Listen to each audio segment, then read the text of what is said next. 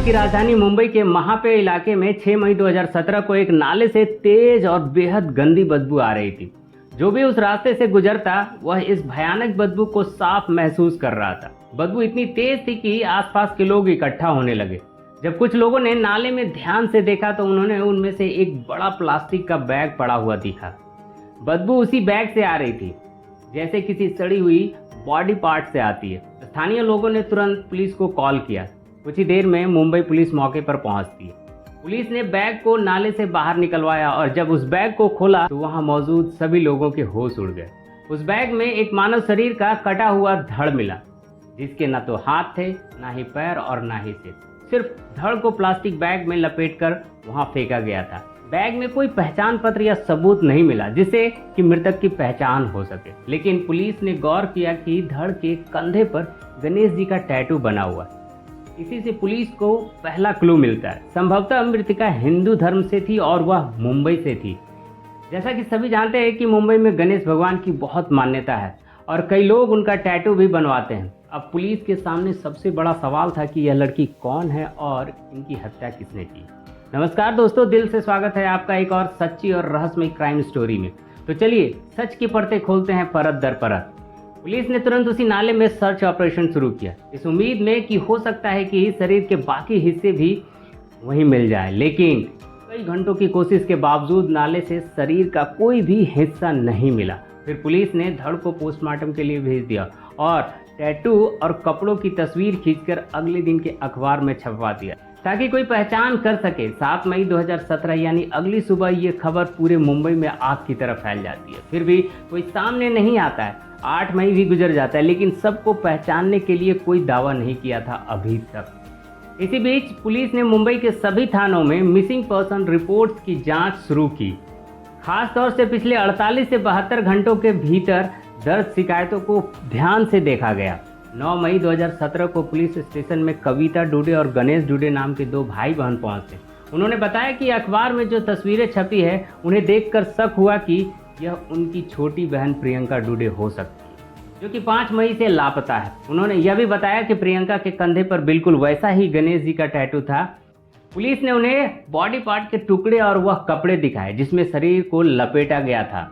कपड़ों और टैटू के आधार पर कविता और गणेश ने पुष्टि की कि यह सब प्रियंका डुडे का ही है।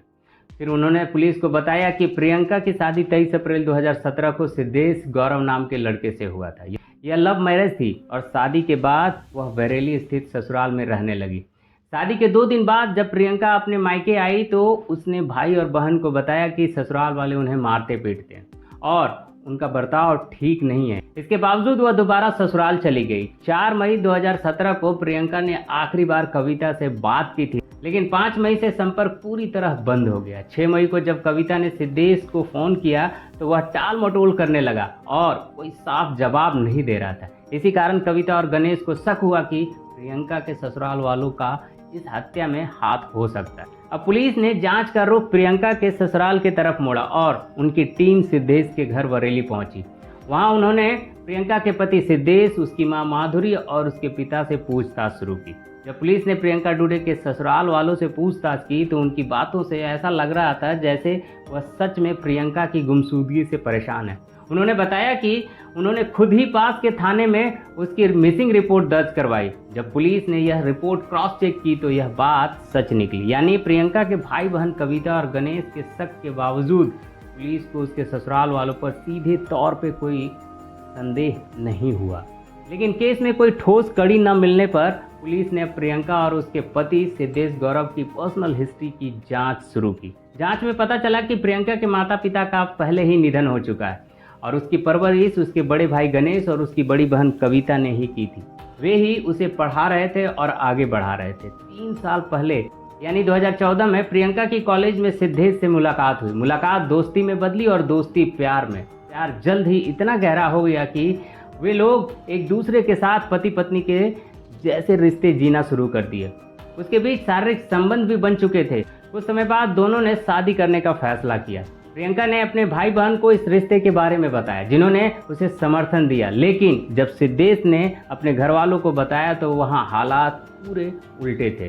सिद्धेश के पिता एक सरकारी अधिकारी पीडब्ल्यूडी में उच्च पद पर थे और आर्थिक रूप से काफ़ी मजबूत थे। उन्हें प्रियंका अपनी हैसियत के लायक नहीं लगी। सबसे ज़्यादा विरोध सिद्धेश की मां ने किया, क्योंकि उसने पहले ही अपने बेटे के लिए दूसरी लड़की तय कर रखी थी। सिद्धेश को घर वालों के विरोध के बाद डर लगने लगा। उसने प्रियंका से मिलने जुलने और बात करने में दूरी बनानी शुरू कर दी। वह धीरे धीरे उसे नज़रअंदाज करने लगा। प्रियंका को यह बात समझ आने लगा था।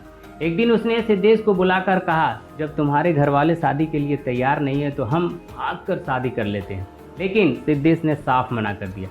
इस बात से प्रियंका टूट गई। उसने गुस्से में आकर कहा, तुमने मेरा इस्तेमाल किया है, इतने सालों तक मेरे साथ रिश्ते बनाए और अब मुझे छोड़कर जाना चाहते हो।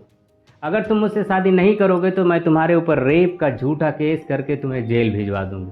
प्रियंका की धमकी से सिद्धेश डर गया। उसने शादी के लिए हाँ कर दिया, लेकिन कहा कि पहले तुम्हें मेरी माँ से जाकर बात करनी होगी। अगले दिन प्रियंका सिद्धेश के घर पहुंची और उसकी मां से मिलने की कोशिश की, लेकिन वहां उसके साथ कुछ और ही हुआ। सिद्धेश की मां माधुरी ने उसके साथ जमकर मारपीट की और उसे घर से भगा दी। प्रियंका रोती हुई अपने घर लौटी और सारी बात अपने भाई बहन को बताई। तीनों मिलकर पास के थाने पहुंचे और मारपीट की शिकायत दर्ज कराई। जब यह बात सिद्धेश के पिता को पता चला तो वह तुरंत थाने पहुंचे और समझाने बुझाने लगे। उन्होंने केस वापस लेने की अपील की और वादा किया कि वे खुद अपने बेटे की शादी प्रियंका से करवाएंगे। प्रियंका के भाई और बहन इस शादी के लिए सख्त खिलाफ थे। उनका कहना था कि जब शादी से पहले ही ऐसा बर्ताव है तो शादी के बाद क्या होगा, लेकिन प्रियंका किसी की नहीं मानी। उसने जिद पकड़ ली कि उसे सिर्फ सिद्धार्थ से ही शादी करनी है। आखिरकार 30 अप्रैल 2017 को एक मंदिर में प्रियंका और सिद्धेश की शादी करवा दी गई। इस शादी में दोनों तरफ से कुछ करीबी रिश्तेदार और दोस्त शामिल हुए, लेकिन कोई बड़ा समारोह नहीं हुआ। शादी के बाद प्रियंका अपने ससुराल बरेली चली गई, लेकिन सिर्फ 2 दिन बाद यानी 2 मई को वह वापस अपने मायके लौट आई। वह बुरी तरह से रो रही थी और टूटी हुई हालात में अपनी बहन को बताया कि ससुराल में उसके साथ फिर मारपीट हुई है। सिद्धेश भी उसका साथ नहीं दे रहा था। उसने कहा कि मैं इस माहौल में कैसे जीऊंगी, ये मेरी जिंदगी है या सजा। प्रियंका जब ससुराल से मारपीट के बाद टूटी हुई हालात में अपने घर वापस आई थी, तब उसकी बहन कविता ने साफ कहा था कि अब वापस मत जाओ, पुलिस में केस दर्ज करवाओ, वहां जाना अपनी जान जोखिम में डालना है। लेकिन प्रियंका ने उसकी बात नहीं मानी। उसने एक आखिरी कोशिश की और 3 मई 2017 को फिर से वह ससुराल लौटने का फैसला किया। 4 मई को दिन में प्रियंका ने कविता से बात की थी, लेकिन इसके बाद उसका फोन बंद हो गया। जब कविता ने सिद्धेश से संपर्क किया तो वह जवाब टालता रहा। फिर 6 मई को जब नाले में एक महिला का धड़ मिला और ये खबर अखबारों में, तभी कविता और गणेश को शक हुआ और वे पुलिस के पास पहुंचे। प्रियंका के बॉडी पार्ट मिलने और टैटू की पहचान और गवाही के बाद पुलिस को यह यकीन हो चुका था कि हत्या के पीछे प्रियंका के ससुराल वालों का ही हाथ है। मगर आरोप साबित करने के लिए सबूत चाहिए थे। पुलिस ने सिद्धेश और उसके पिता और माधुरी के फोन रिकॉर्ड्स खंगाले। सिद्धेश और उसके पिता की कॉल डिटेल्स में कुछ खास नहीं मिला, लेकिन माधुरी की कॉल हिस्ट्री में एक नया नंबर सामने आया, जिससे वह हाल में ही 3-4 दिनों से लगातार बात कर रही थी। पुलिस ने उस नंबर की जानकारी निकाली और वह नंबर निकला दुर्गेश नाम के एक शख्स का। दुर्गेश को तुरंत हिरासत में लिया गया। पूछताछ में जब पुलिस ने थोड़ा सख्ती दिखाई तो वह टूट गया और उसने कबूल किया कि प्रियंका की हत्या उसी ने की है, प्रियंका के ससुराल वालों के कहने पर।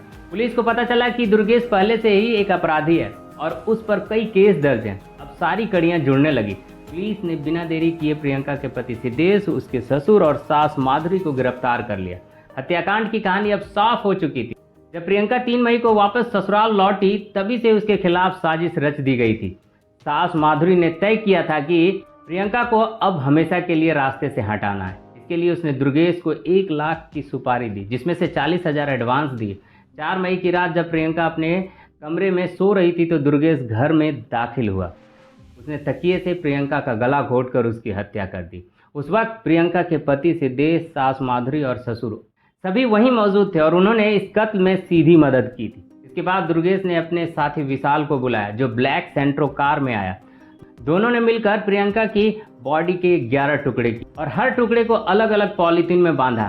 किसी को नाले में फेंका तो किसी को जंगल में। 6 मई 2017 को जब धड़ वाला हिस्सा मिला तो कंधे पर बने गणेश जी की टैटू ने इस केस की चाबी थमा दी।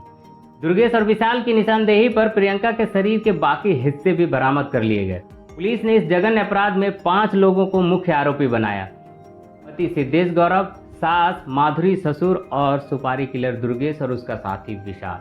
सभी के खिलाफ गंभीर सबूत जुटाए गए। उन्हें कोर्ट में पेश किया गया। ये लोग फिलहाल जेल में बंद है और और केस अभी भी कोर्ट में विचाराधीन है।